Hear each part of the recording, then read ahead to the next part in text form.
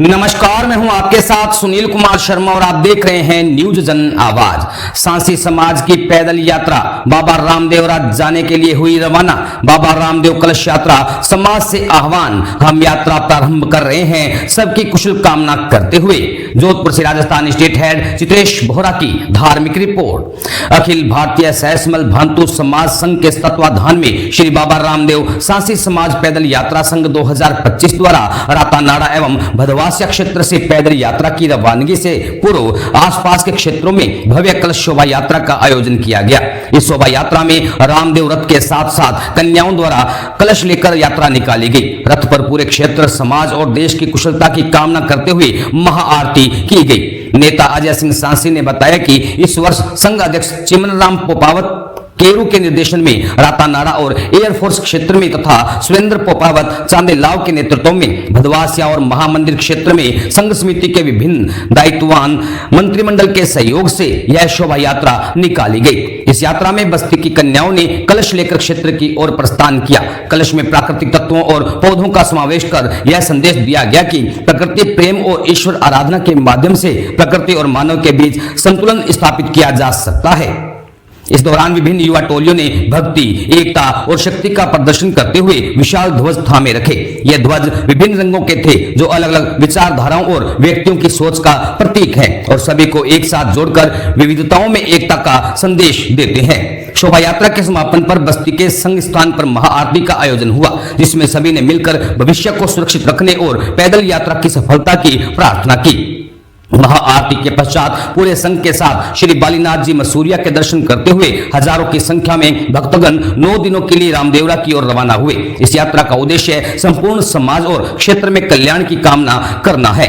यह यात्रा बाबा रामदेव जी के आदर्शों को स्थापित करने की दिशा में एक महत्वपूर्ण कदम है। इसमें हम सब मिलकर समाज के कल्याण और विकास के लिए आगे बढ़ते हैं। आइए इस पावन यात्रा में शामिल होकर बाबा की भक्ति में सराबोर हो और उनके आशीर्वाद से अपना जीवन धन्य बनाएं।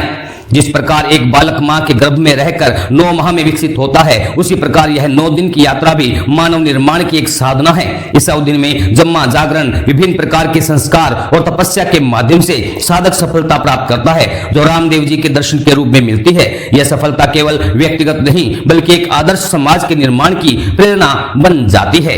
राजस्थान स्टेट हेड चित्रेश बोहरा की रिपोर्ट के साथ देखते रहिए न्यूज जन आवाज।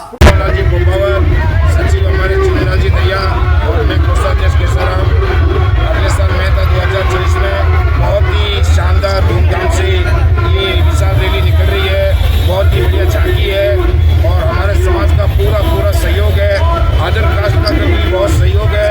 जैसे हमारे अशोक डेयरी वाले, इन्होंने चाय पानी और ठंडे पानी की व्यवस्था रखी, बहुत ही शानदार, बहुत ही सुपर, और मैं सभी को धन्यवाद देता हूँ। ये झांकी कहाँ से रवाना हुई सर? ये झांकी हुई है सांसी पुरानी बगीखाना 5 बत्ती से। इसमें कितने भक्त ने सहयोग दिया? हाँ, करीबन हमारे 1200-1300 भक्त होंगे और 9 दिन का पड़ाव है, ठीक है ना।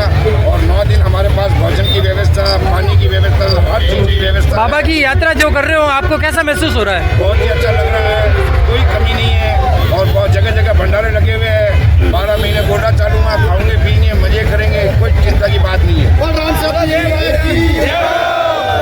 सर आपका परिचय? मेरा नाम केसाराम देवड़ा है। पहले मैं इस संघ में सूचना मंत्री रह चुका हूँ, इसके बाद मैं अध्यक्ष बना हूँ, अब कोषाध्यक्ष बना हूँ।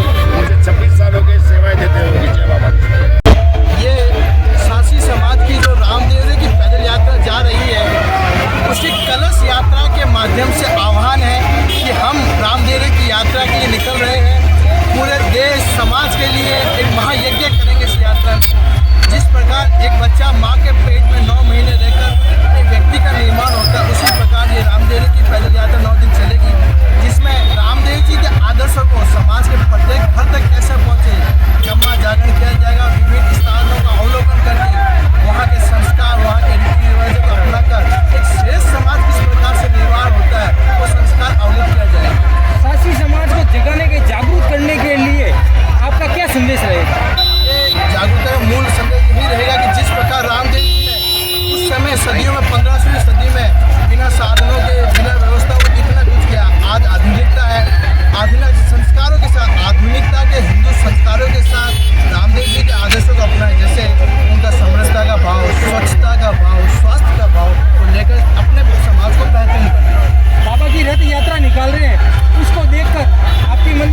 भाव जगने को ये एक उमंग है कि जिस प्रकार जब एक उमंग आती है तो समाज नवनिर्माण होता है।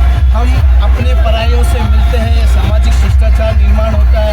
आज हमारा पूरा साझी समाज बिना किसी राजनीतिक ध्वज के, बिना किसी पारंपरिक ध्वज के एक आंगन में एक परिवार के रूप में खड़ा रहा।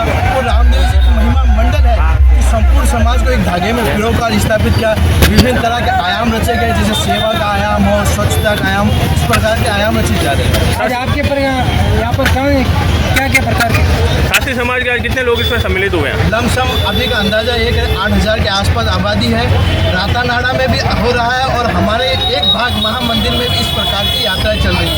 मूल रूप से ये कलश यात्रा है जिसमें बालिकाओं के द्वारा कलश, जिसमें प्राकृतिक तत्वों को जोड़कर एक मानव प्राकृतिक तत्वों से जुड़कर एक श्रेष्ठ यात्रा कैसी जाती है, उसका संदेश का आह्वान है। रामदेवरा पहुँचने तक कितने दिन तक कार्यक्रम लगेगा? रामदेवरा पूर्व में जैसे कहा कि 9 दिन, कि आज से कल से सुबह 4 बजे से श्री बालीनाथ मसूरी के दर्शन करके ये 9 दिन की यात्रा में चलेंगे। विभिन्न पड़ाव होंगे और उन पड़ावों में हर दिन एक आयाम का होता है कि आज रामदेव जी उसका जम्मा जागरण करेंगे, उस विषय का जागरण करेंगे। जो यात्री होंगे वो रामदेव जी के शिष्टाचार और सुनकर उन आदर्शों को अपने आप में ग्रहण करेंगे। जो ये आज भंडारा लगाया है, इनमें कितने जनों ने सहयोग करना है? ये विभिन्न सहयोगियों के द्वारा हुआ, एक व्यक्ति विशेष ने नहीं किया।